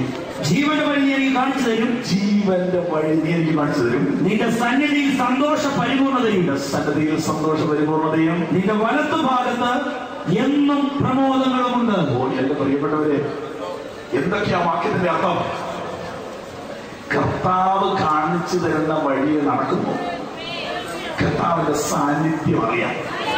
കർത്താവിന്റെ സാന്നിധ്യം അറിയുമ്പോൾ അവിടെ സന്തോഷത്തിന്റെ പരിപൂർണത ഉണ്ടാവും. ചുരുക്കി പറഞ്ഞാൽ എത്ര കാര്യം രാത്രി ഞങ്ങളോട് പറഞ്ഞു. ഒടുവിലത്തെ വാക്ക്, നിന്റെ സന്നിധിയിൽ സന്തോഷ പരിപൂർണത. എവിടെ? ദൈവ സന്നിധിയിൽ. ദൈവ സാന്നിധ്യം ഉള്ളിടത്ത് പ്രസൻസ് തെളിയിക്കാം. മറുമലയിൽ യാക്കോബും പത്രോസും യോഹന്നാനും യേശു കൂടെ പോയി. പെട്ടെന്ന് പ്രസൻസ് അത് ഇറങ്ങി വന്നു. പ്രസൻസ് അത് ഇറങ്ങി വന്നു. ഈ പത്രോസ് കൂടെ പറയാ, ഇനി ഭൂമിയിലൊന്നും വേണ്ടെന്ന്, ഇനി ഭൂമിയിലൊന്നും വേണ്ട, നാം ഇവിടെ ഇരിക്കുന്നത് നല്ലത്. എന്താണ് അവൻ ഈ മാറ്റം വരുത്തിയത്? പ്രസൻസ്, സാന്നിധ്യം, സാന്നിധ്യം, സാന്നിധ്യം. ആ യഥാർത്ഥ പ്രസൻസ് ഇന്ന് രാത്രി ഇവിടെ വെളിപ്പെട്ടാൽ, യഥാർത്ഥ സാന്നിധ്യം ഇന്ന് രാത്രി ഇവിടെ വെളിപ്പെട്ടാൽ നമ്മൾ പറയും ഇരിക്കുന്നത് നല്ലത്. സ്വന്തം പോകണ്ടെന്ന് പറയും, പോകണ്ട എന്ന് പറയും. നാം ഇവിടെ ഇരിക്കുന്നത് നല്ലത്. അതെല്ലാം ക്ഷീണം മറക്കും, ടെൻഷൻ മാറും, ആകുല ചിന്തകൾ മാറും, എല്ലാം മറക്കും. ദൈവ സാന്നിധ്യം സന്തോഷത്തിന്റെ സ്ഥലമാണ്. അങ്ങനെയാണെങ്കിൽ ഇന്ന് രാത്രി നിങ്ങൾ അനുഭവിച്ചോ? അനുഭവിച്ചതിനേക്കാൾ ആഴത്തിൽ രാത്രി അനുഭവിക്കണം. പരിശുദ്ധാത്മ നിറമാണ് പുതിയ നിയമത്തിൽ സാന്നിധ്യം കൊണ്ടുവരുന്നത്. പ്രിയപ്പെട്ടവരെ, ഞാൻ ക്ലിയർ ആയിട്ട് പറയാം. അഭിഷേകത്തെ കുറിച്ച് നിങ്ങൾ ആഴത്തിൽ അറിയണം. പറഞ്ഞപ്പോൾ അറിയണം. പരിശുദ്ധാത്മ ശക്തി നമ്മിലേക്ക് ഇറങ്ങി വരും. ഓരോ വ്യക്തിയിലേക്ക് വരും. ഓരോ വ്യക്തിയിലേക്ക് വന്നു കഴിയുമ്പോൾ അവരാൾ മാറിയവരെ പോലെയാവും. അവിടെയാണ് സന്തോഷത്തിന്റെ പരിപൂർണത. നിങ്ങൾ എല്ലാവരും പരിശുദ്ധാത്മാവിനെ പ്രാപിച്ചിട്ടുണ്ടോ? ഇന്ന് രാത്രി ഞാൻ ചോദിക്കട്ടെ, ആളുകൾ പാടുന്ന കൂട്ടത്തിൽ വെറുതെ പാടുകയാണോ? ആത്മാവിന്റെ ശക്തി അനുഭവിച്ചിട്ടുണ്ടോ? ഇന്ന് രാത്രി ഞങ്ങൾക്കായിട്ട് പ്രാർത്ഥിക്കാൻ പോവുക. ഇന്ന് രാത്രി നിങ്ങൾ ചില അഭിഷേകം പ്രാപിക്കും. അപ്പൊ നിങ്ങളുടെ കെട്ടൊക്കെ പൊട്ടും. നിങ്ങൾക്ക് സന്തോഷിക്കാൻ കഴിയും. നിങ്ങളുടെ നിരാശ മാറും, ശാപങ്ങൾ മാറും, സംശയങ്ങൾ മാറും, ഭയങ്ങൾ മാറും. ഊഹം വെച്ച് പറയല്ല. ഈ കഴിഞ്ഞ രാത്രികളിൽ പലയിടത്തും അത് ഞാൻ കണ്ടു. ആളുകൾ പുതുതായിട്ട് പരിശുദ്ധാത്മാഭിഷേകം പ്രാപിക്കുന്നത് കണ്ടു. ആളുകൾ പരിശുദ്ധാത്മാവിൽ നിറഞ്ഞാൽ അവരുടെ സന്തോഷത്തെ തടഞ്ഞു നിർത്താൻ ആർക്കും കഴിയില്ല.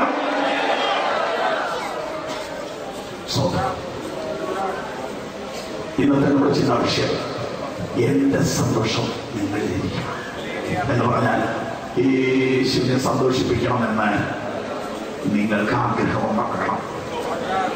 അങ്ങനെ ഉണ്ടായാൽ നിങ്ങൾ സന്തോഷപൂർണ്ണമാവും. കണ്ണുകളടയ്ക്കാം.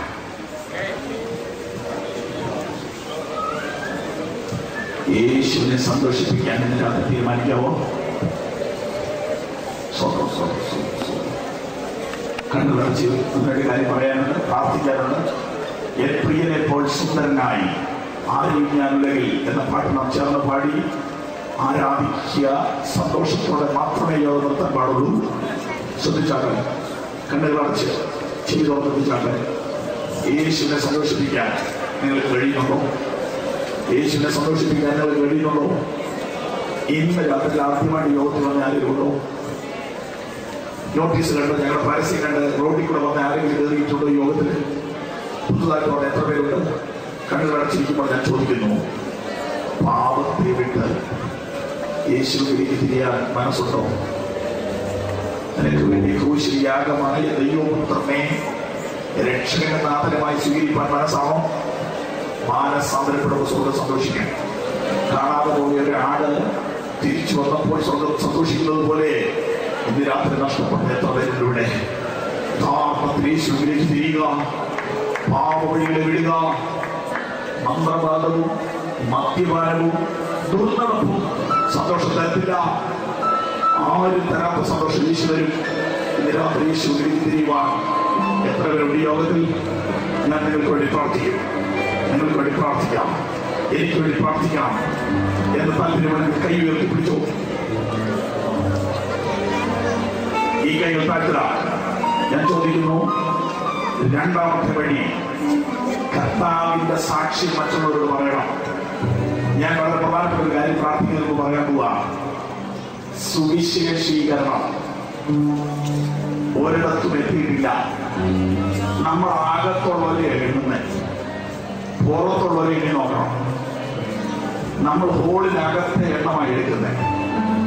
നിങ്ങളുടെ പഞ്ചായത്തിലെ എണ്ണം എടുക്കണം, നിങ്ങളുടെ സംസ്ഥാനത്തെ എണ്ണം എടുക്കണം, നിങ്ങളുടെ ഡിസ്ട്രിക്റ്റിന്റെ എണ്ണം എടുക്കണം, നിങ്ങളുടെ രാജ്യത്തിന്റെ എണ്ണം എടുക്കണം.